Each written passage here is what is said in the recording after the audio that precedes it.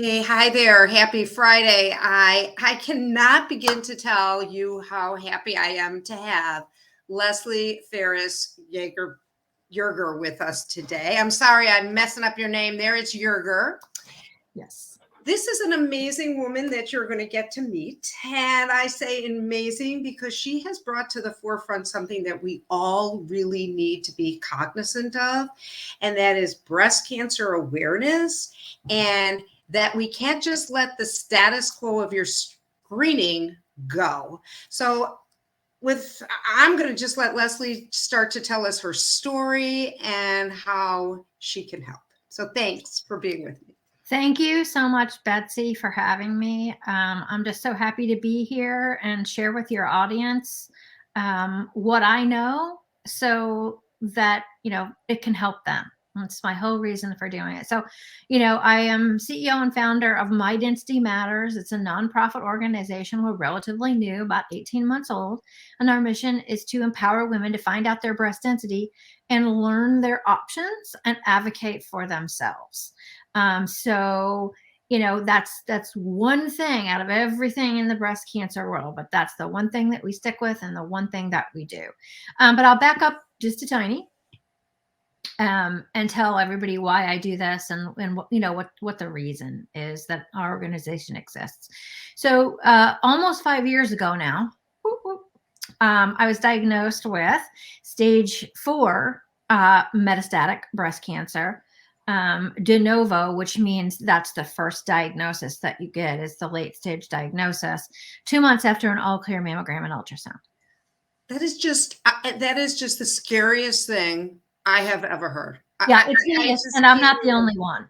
Yeah, right. Right. If I was, then it would kind of be a different story. And long story short, that was because of my breast density.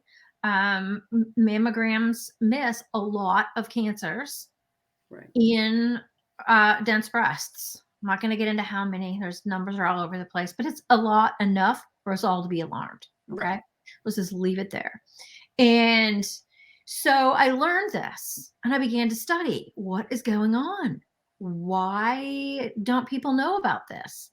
And I don't know if you've been following the news. Katie Couric was diagnosed with breast cancer. She's now highlighting the breast density issue as well. But we've gone a long time with women being in the dark about this. This is not a new issue. It's just a new issue that we're learning about, but it's always been there. So what is breast density?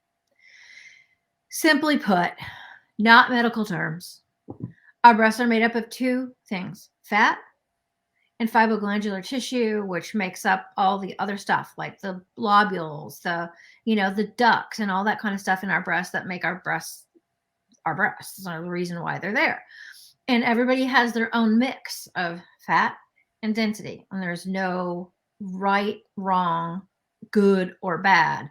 It's just everybody's breasts are different. So if you have a lot of fat and not much of the other stuff, your breasts would not be considered dense.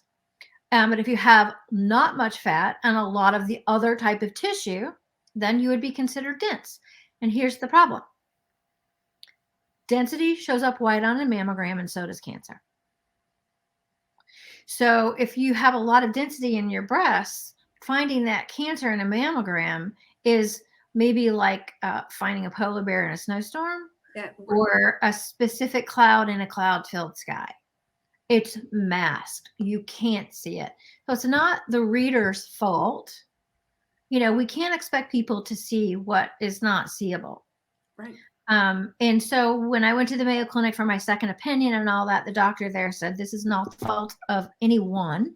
This is the fault of our technology. And I thought, oh, wow, maybe that's something I can actually do something about. So the long and short of it is, if you have dense breasts, you need additional screening. And that's kind of the whole point. So we're trying to get people to know their density because it's masked in mammograms, and the higher your density, the higher your risk. Okay, I have a question. Because guess what? I have dense breasts, so I'm familiar. Yep. I get ultrasounds. So good. Is that one of the things people can do to not just get the mammogram, but get the ultrasound as It well? Or is is there one of something? the things that people can do. Ultrasound finds additional breast cancer in women with dense breasts. And if I were to take, say, 1,000 women with dense breasts, and if I were to, give them a mammogram, a 3D mammogram, let's just say, I might find about 6 breast cancers in that one instance. And then ultrasound, generally it's thought 2 to 3 more. Okay. There are other modalities. MRI is the one that is hailed to be the #1 most found. It's expensive. It's not a standard of care for screening, except for people who already know they're higher risk. Right. It involves getting an MRI. Right. It's kind of a big deal. There's contrast enhanced mammography. There is something called molecular breast imaging, which is created and used quite heavily at the Mayo Clinic. Those all find somewhere from like 9 to 15 or 16 more. So Okay, that that's tells you frightening. kind of where everything is. Every additional screening has its pros and cons. I wish there were this magic thing that we all have that we could get that is cheap, easy to get, fast, available to everyone, paid for by insurance, and finds everything. That's what I want. But I'm not getting what I want because there is no such thing. Right. So, pros and cons. That's why we say learn your options. Okay. Yeah. And best way for people to figure out what their options. You have a book, your articles. How can people find out?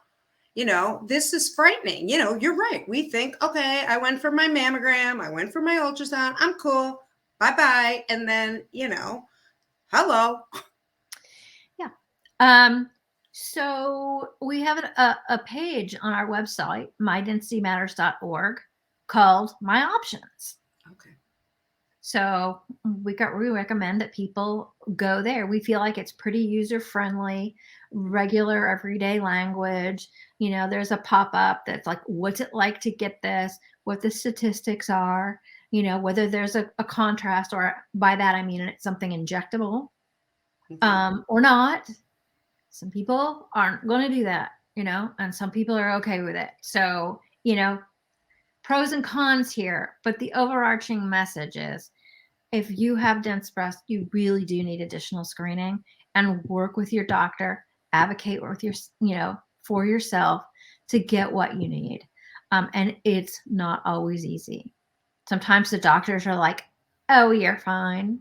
Yeah. Because they aren't always as up to speed as maybe they could be. Yeah. I'm afraid that's, I can see myself going in there with that list and them going, don't worry about it, because we all become statistics in the medical world, That's right. That has happened to all of us at one point in time. Oh, don't worry about that. Oh, you don't have a family history. Oh, you're too young. Oh, this. Oh, that. No O's. Yeah. Okay. No, none of that. We know our own bodies. We're educated. We're empowered to get what we need, and keep insisting and persisting until we get it. And that's where we are with this. Until the standard of care changes, we're going to have to advocate for ourselves. And really, we all need to learn how to do that anyway, because it's only going to get more so like this, I think. I think healthcare across the board, we all need to go into it with the idea that we need to advocate, whether, it's your kid in the hospital or your parent or yourself, somebody. It just needs to be, it's unfortunate. It's just the truth.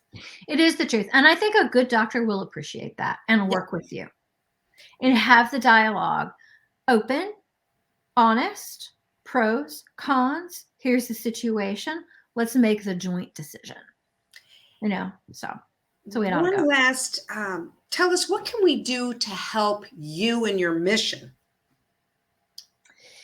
Well, I mean, we are a young, starving nonprofit. So any donation that you would like to make to help us reach every woman out there so that they know this, so that they can advocate for themselves would be wildly appreciated.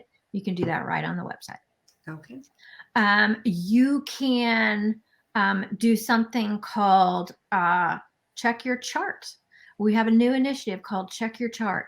And I don't know if you've heard about this, Betsy, but by law, our medical records must be made available to us electronically. It's a law.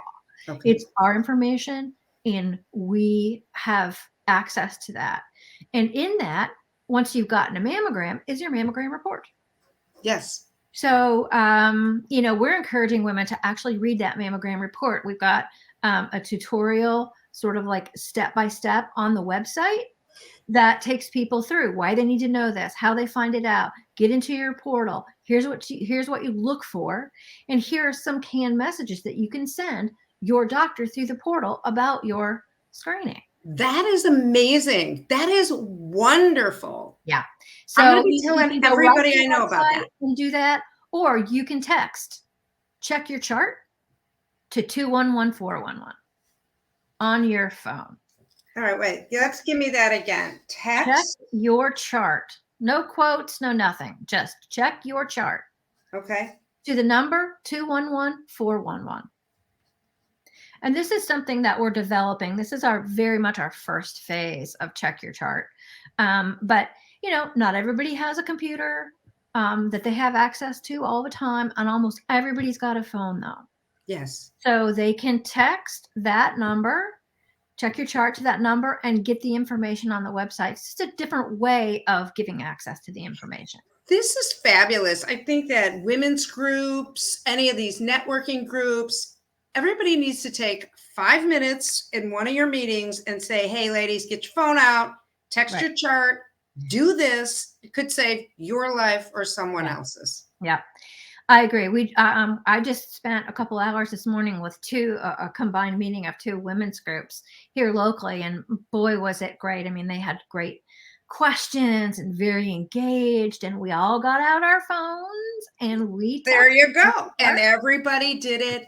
And then, we have to be grassroots. We have to, unfortunately, from your pain is coming something amazing and wonderful to save other people. Thank you. I thank you for that. Yeah. And I encourage everybody to go to the website and sign up for our mailing list. Nothing crazy or, wild about it. We're just going to, every couple of weeks, send you some information, some updates on what we're doing. And there'll be some action steps in there that people can always take too. So easy peasy thing to do. So that is wonderful, Leslie. You have been a wealth of information. And what I would love is maybe to do this again next year and see how your community has grown. I'm sure since you're a new organization, it's going to be growing and you're going to be getting feedback, and we're going to be changing one life at a time.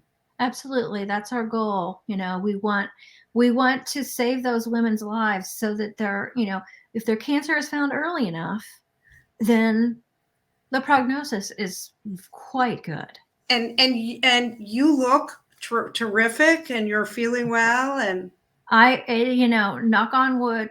Yes, we always. Month. But today's fine. Next month is my 5-year cancer anniversary.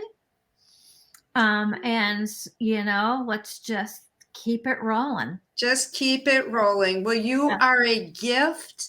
Thank you so much for your time. And as soon as I'm finished here, I am going to text your chart to 211411. Yep, my chart, 211411. Thank you so much. Thank you. Thank you again. All right, take care.